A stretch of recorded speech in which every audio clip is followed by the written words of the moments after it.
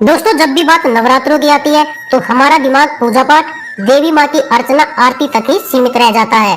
लेकिन क्या आप जानते हैं कि नवरात्रों का त्योहार क्यों मनाया जाता है? इसकी मान्यता क्या है? आइए जानते हैं।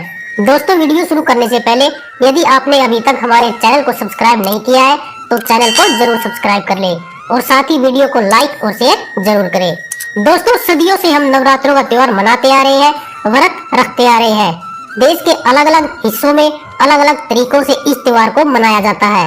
कहीं कुछ लोग पूरी रात गरबा और आरती करके नवरात्रों के त्योहार को मनाते हैं, तो वहीं कुछ लोग व्रत और उपवास रखकर माँ दुर्गा और उसके 9 रूपों की पूजा करते हैं।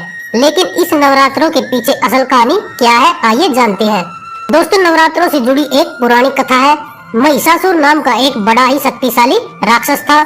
वो अमर होना चाहता था, इसीलिए उसने ब्रह्मा जी की कठोर तपस्या की। ब्रह्मा जी उसकी तपस्या से खुश हुए और उसे दर्शन देकर कहा कि जो भी वह वर चाहता है मांग सकता है। महिषासुर ने अपने लिए अमर होने का वरदान मांगा। महिषासुर की ऐसी बातें सुनकर ब्रह्मा जी बोले कि जो भी इस संसार में पैदा हुआ है उसकी मौत सुनिश्चित है, इसलिए जीवन और मृत्यु को छोड़कर तुम जो चाहो मांग सकते हो। दोस्तों, ऐसा सुनकर महिषासुर ने कहा कि ठीक है प्रभु, फिर मुझे ऐसा वरदान दीजिए कि मेरी मृत्यु ना तो किसी देवता, ना ही किसी असुर के हाथों हो और ना ही किसी मानव के हाथों हो, अगर हो तो किसी स्त्री के हाथों। दोस्तों, महिषासुर की ऐसी बात सुनकर ब्रह्मा जी ने तथास्तु कहा और चले गए।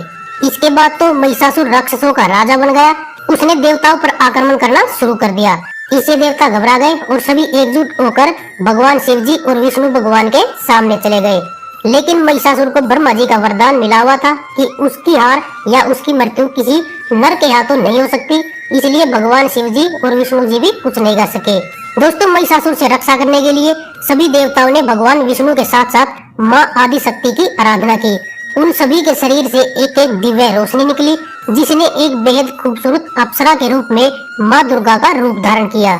देवी दुर्गा को देखकर महिषासुर उन पर मोहित हो गया तथा उनसे शादी करने का प्रस्ताव रखा। माता दुर्गा के बार बार मना करने पर भी महिषासुर नहीं माना। तब माता दुर्गा ने उनके सामने एक शर्त रखी। उन्होंने कहा कि महिषासुर को उनसे लड़ाई में जीतना होगा, तभी वह उससे शादी करेगी। महिषासुर ये बात मान गया और फिर लड़ाई शुरू हो गई, जो कि 9 दिनों तक चली थी। दोस्तों, 10वें दिन देवी माता ने महिषासुर का अंत कर दिया था और तभी से ये नवरात्रि का पर्व 9 दिन का मनाया जाता है। तो दोस्तों, क्या आप भी नवरात्रों का त्योहार रखते हैं? हमें कमेंट करके जरूर बताएं।